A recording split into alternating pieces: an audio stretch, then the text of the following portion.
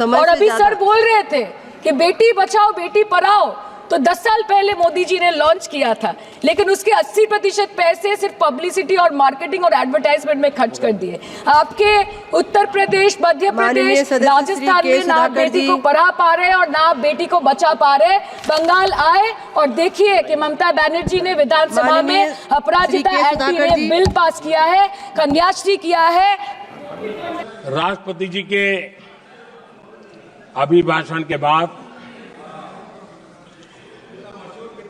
एक महिला राष्ट्रपति जी एक गरीब परिवार की बेटी,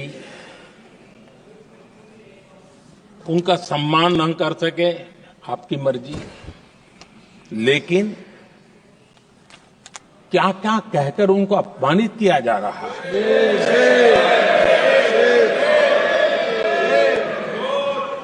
मैं राजनीतिक हताशा निराशा समझ सकता हूं, लेकिन एक राष्ट्रपति के खिलाफ क्या कारण है? क्या कारण है?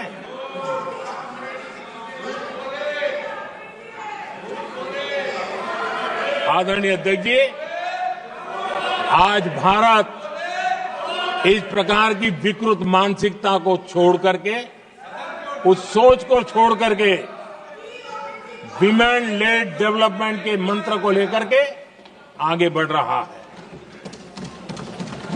अगर आधी आबादी उसको अगर पूरा अवसर मिले तो भारत 2 गुनी रफ्तार से आगे बढ़ सकता है, और ये मेरा विश्वास है। 25 साल से इस क्षेत्र में काम करने के बाद मेरा विश्वास और दृढ़ हुआ है। आदरणीय अध्यक्ष जी, पिछले 10 साल में सेल्फ हेल्प ग्रुप्स अब तक 10 करोड़ नई महिलाएं एसएचजी में जुड़ी है, और ये महिलाएं वंचित परिवारों से, ग्रामीण बैकग्राउंड से, समाज के अंतिम पायदान पर बैठी इन महिलाओं का सामर्थ्य बढ़ा, उनका सामाजिक स्तर भी ऊपर उठा, और सरकार ने इनकी मदद 20 लाख रुपए तक बढ़ा दी है, ताकि वो इस काम को आगे बढ़ा सके, उनकी कार्यक्षमता बढ़े, उसका स्केल बढ़े। उस दिशा में हम प्रयास कर रहे हैं, और उसका आज ग्रामीण अर्थव्यवस्था पर बहुत ही सकारात्मक प्रभाव हो रहा है। आदरणीय अध्यक्ष जी, राष्ट्रपति जी ने अपने अभिभाषण में लखपति दीदी अभियान की चर्चा की है। हमारी नई सरकार तीसरी बार बनने के बाद अब तक जो जानकारियां रजिस्टर हुई है, उस हिसाब से 50 लाख से ज्यादा लखपति दीदी की जानकारी हम तक पहुंची है, और जब से मैंने इस योजना को आगे बढ़ाया है, अब तक करीब करीब 1.25 करोड़ महिलाएं लखपति दीदी बनी हैं, और हमारा लक्ष्य है कि हम 3 करोड़ महिलाओं को लखपति दीदी बनाएंगे, और इसके लिए आर्थिक कार्यक्रमों का बल दिया जाएगा। आदरणीय अध्यक्ष जी, आज देश के अनेक गांवों में ड्रोन दीदी की चर्चा हो रही है। एक मनोवैज्ञानिक परिवर्तन गांवों में आया है। महिला के हाथ में ड्रोन चलाते हुए देख के गांव के लोगों का महिला के प्रति देखने का नजरिया बदल रहा है, और आज नमो ड्रोन दीदी खेतों में काम कर करके लाखों रुपया कमाने लगी हैं।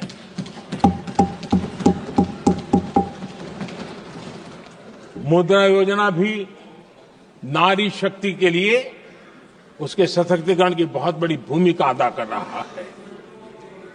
करोड़ों महिलाएं पहली बार मुद्रा योजना लेकर के उद्योग के अंदर अपने कदम रखे हैं और उद्योगपति की भूमिका में आई है।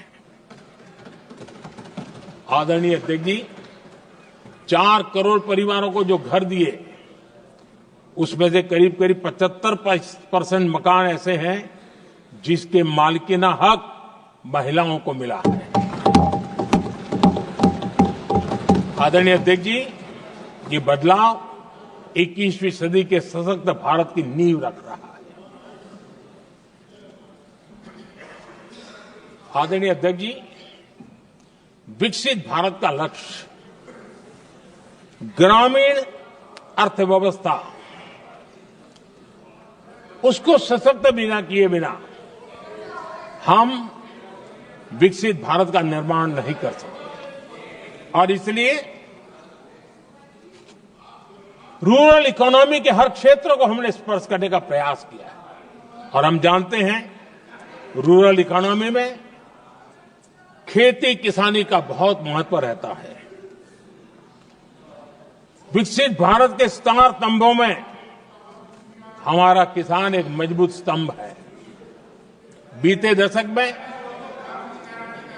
खेती के बजट में 10 गुना वृद्धि की गई है, 10 टाइम।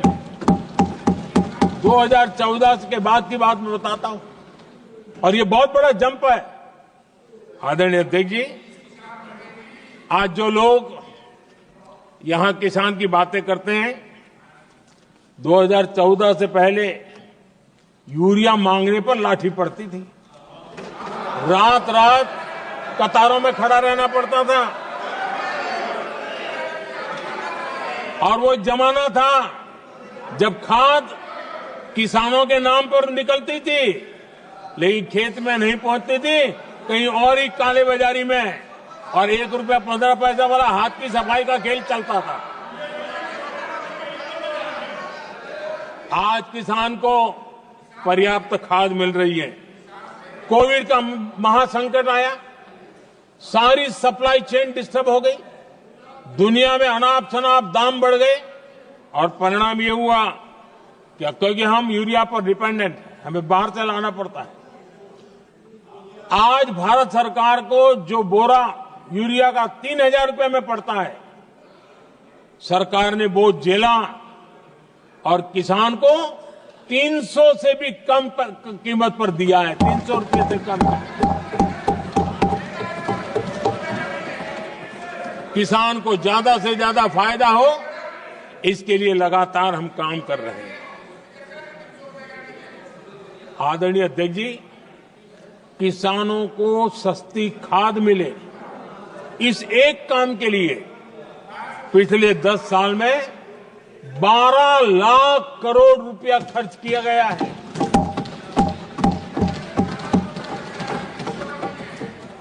पीएम किसान सम्मान निधि, उसे करीब 3.5 लाख करोड़ रुपए डायरेक्ट किसान के खाते में पहुंचे हैं।